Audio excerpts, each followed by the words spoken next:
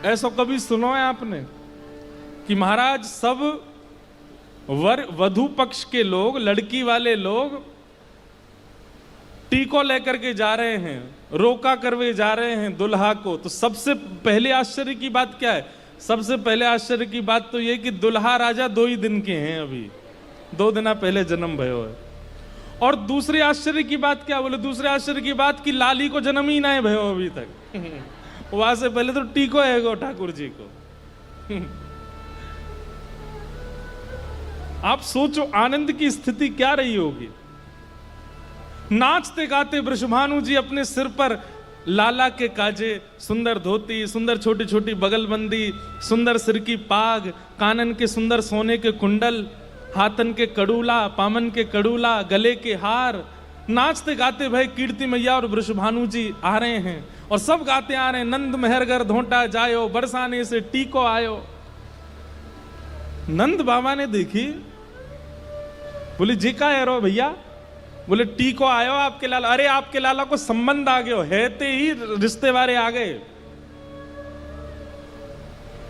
नंद बाबा भी ऊपर ऊपर नाच रहे, नंद मेहरगर धोंटा जायो, बरसाने से टीको आयो। दौड़े दौड़े गए, अरी मेहर अरी यशोदा, देख तो काहे रो भार।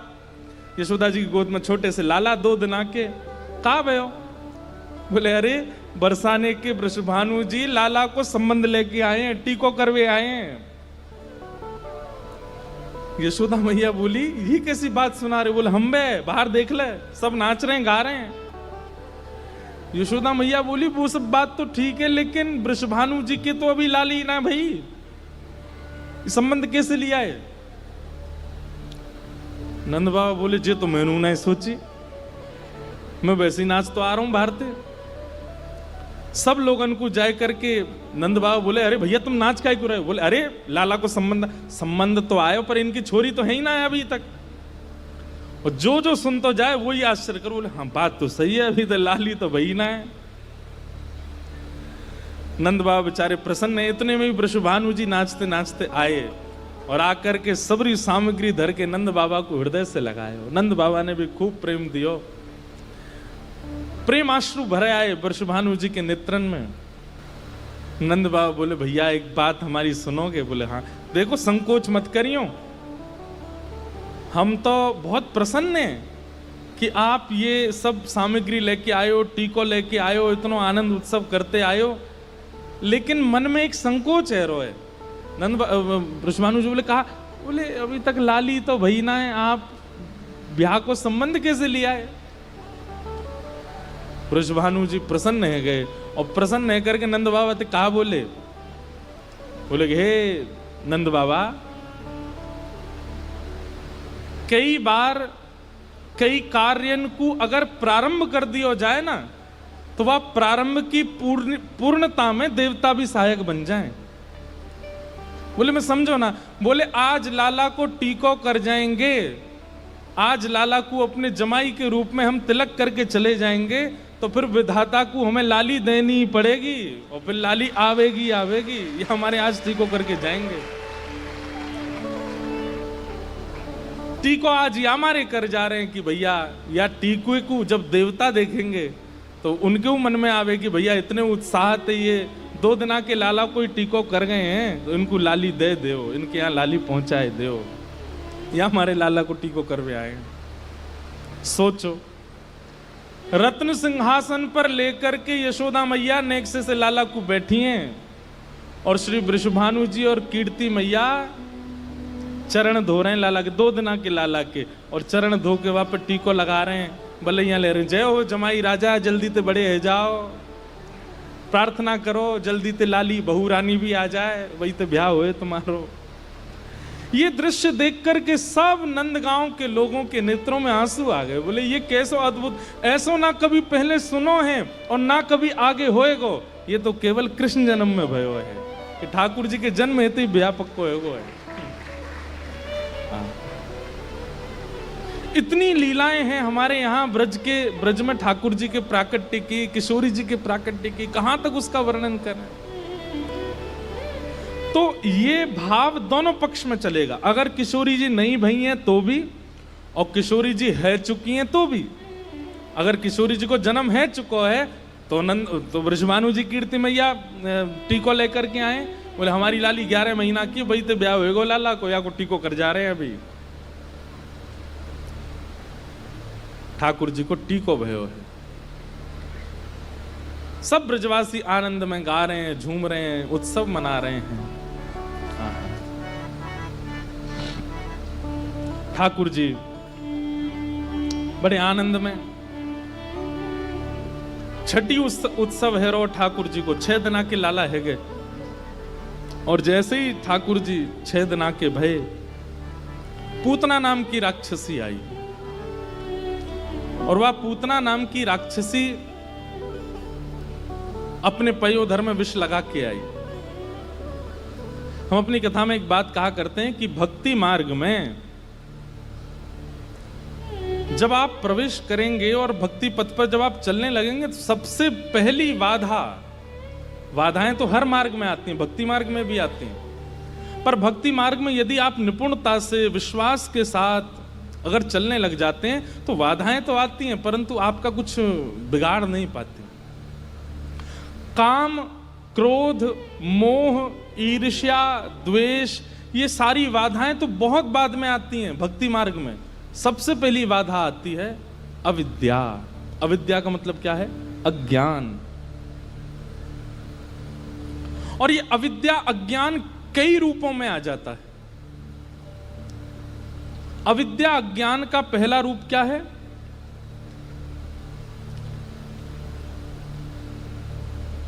आडंबर। क्या है? आडंबर। आप भक्ति पथ पर चलते जब प्रारंभ करते हैं ना, तब तो आप वास्तविकता में होते हो, लेकिन धीरे धीरे धीरे धीरे धीरे धीरे धीरे चलते चलते कुछ समय निकल जाने के बाद में फिर भक्ति का कहीं ना कहीं सूक्ष्म रूप ही सही, लेकिन दिखावा प्रकट हो जाता है। कैसा दिखावा? जब आप किसी गैर वैष्णव को देखते हो, जो वैष्णव नहीं है, उसके सामने आपके मन में ये भावना आने लग जाती है, रोज तिलक लगाते हैं, 4 बजे तो उठ जाते हैं, हम बिस्तर छोड़ देते हैं चाहे रात में 1 बजे सोए हों। रात को चाहे कितना विलंब हो जाए, 10 बजे तक तो महाराज जी कथा करते हैं, उसके बाद हम लोग प्रसाद पाते हैं, घर जाते हैं, 12 बज जाते हैं, सोते सोते रील देखते हैं, 1-2 बज जाते हैं, लेकिन 4 बजे उठ जाते हैं सुबह। अब ये एक सूक्ष्म अभिमान है आपको अपनी भक्ति का, और आप उसको दिखावे के रूप में प्रस्तुत करने लगते हो। ये अविद्या है, ये अज्ञान है। भक्ति का प्रचार नहीं होता, 2 चीजों का प्रचार नहीं होता है, एक तो भक्ति का और दूसरे प्रेम का। प्रेम का और भक्ति का आप जितना प्रचार करोगे ये उतना घटेंगे, और अपने अवगुणों का जितना प्रचार करोगे ये उतने ज्यादा घटेंगे। अवगुण का प्रचार यदि कर दो, किसी को बता हम में एक दोष है, क्या क्रोध आ जाता है, हम में एक दोष है, क्या ऐसे हो जाता है, तो बताने से दोष घटता है, क्योंकि आप दोष को जितना छुपाओगे वो उतना बढ़ेगा, जितना बताओगे उतना घटेगा। इसलिए भक्ति का प्रचार नहीं, वो प्रचार अज्ञान है, वही पूतना है।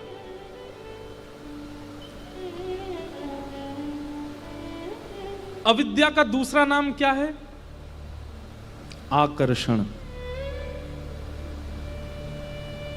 कई बार आप अपने भजन से, अपने नाम जप से, अपनी दिनचर्याओं से, अपनी सेवा से आपका ये रुझान नहीं रहता कि ठाकुर जी प्रसन्न हो, ये रुझान हो जाता है कि ये लोग आकर्षित हों।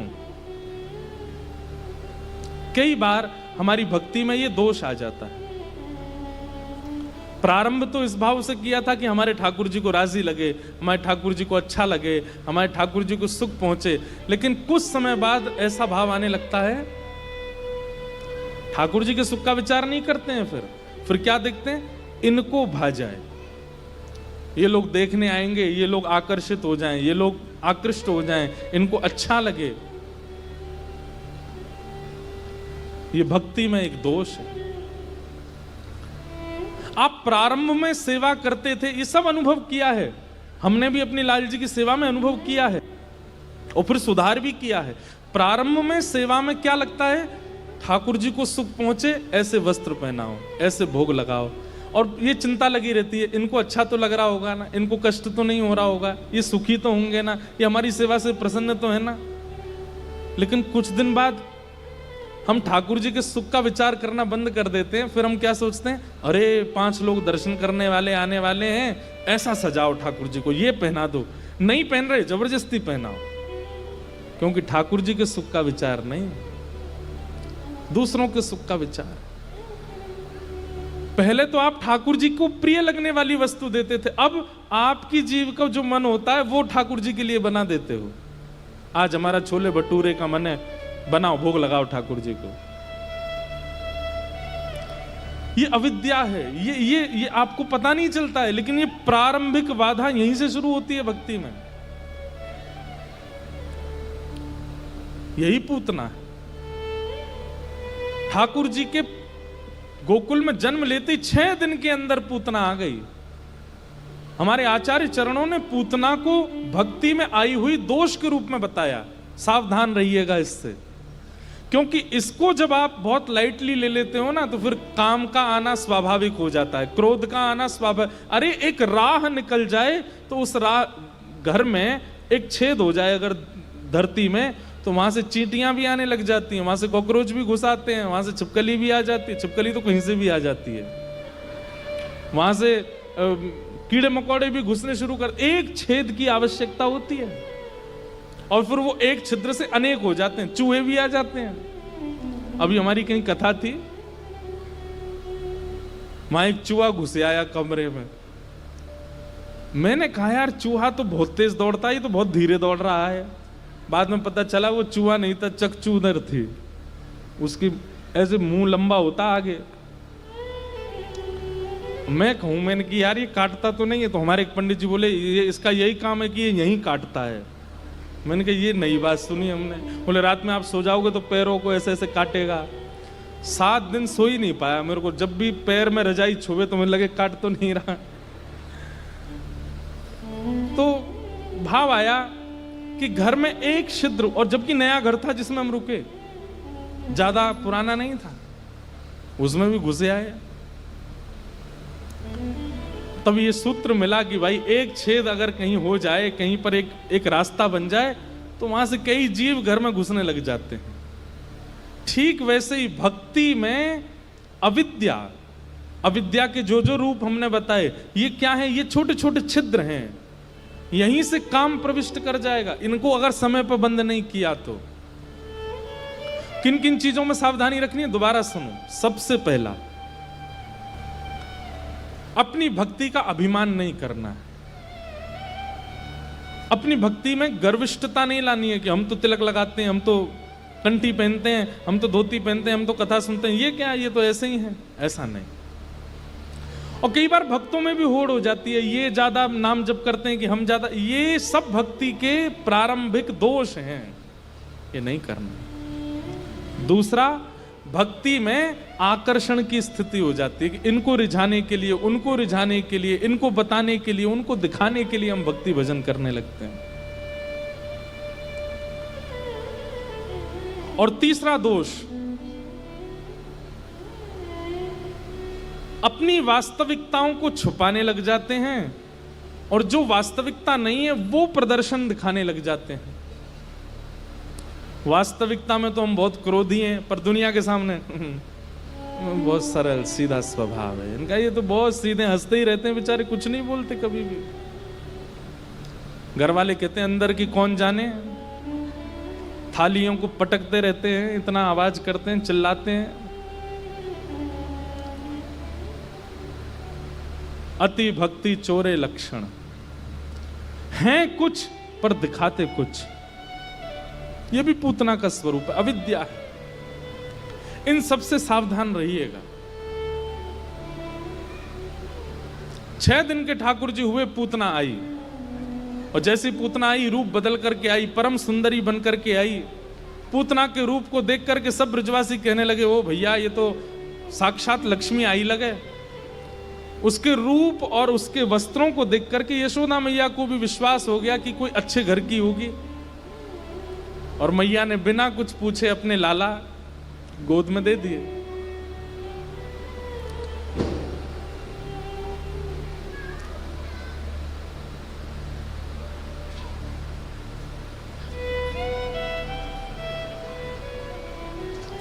इधर देखो, इधर देखो, इधर देखो।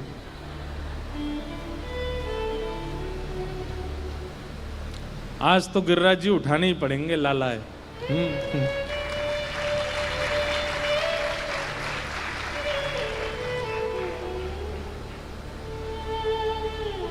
क्या बता रहा था मैं? पूतना। पूतना आई, सब उसके रूप पर आकृष्ट हो गए। अब देखो पूतना क्या करती है, भजन कर रहे लोगों को भजन से छुड़वा के अपनी ओर आकर्षण कर लेती है। जैसे अभी कोई आवाज आई, सब मां देखने लगे, वो पूतना ही थी वो। क्यों? क्योंकि इतने भाव से कथा सुन रहे हैं, इतनी बारिश हो रही है, इतनी हवा, फिर भी आप ध्यानपूर्वक कथा सुन रहे, तो एक आवाज ने सबका ध्यान उधर खींच लिया। तो आप सबके लिए वो आवाज ही पूतना है। लेकिन मैंने नहीं देखा, मैं जब देखा, आप देख रहे हो तब मैंने देखा, तो मेरे लिए पूतना कौन हो गए? नहीं नहीं, आप सब श्रोता हो, आप काय को पूतना बनो।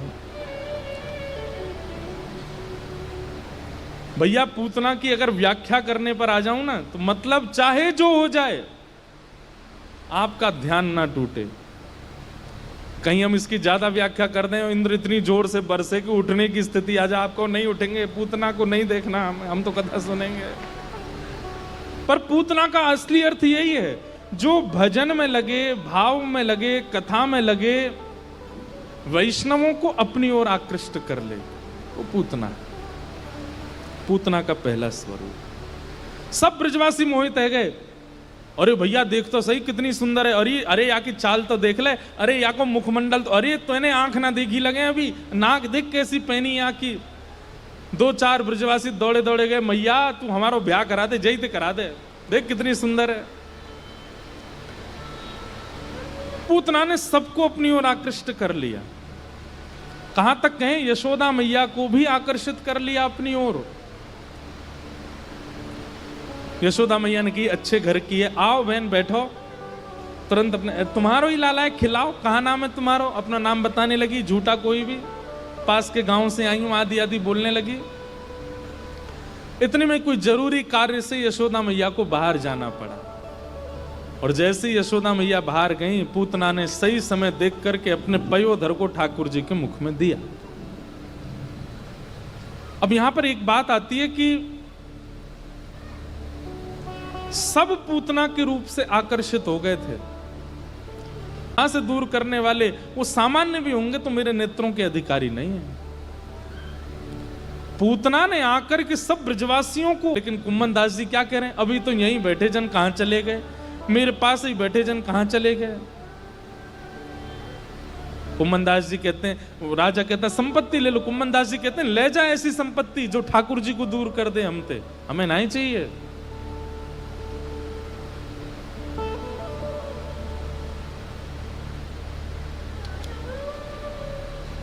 एक बात बताएं,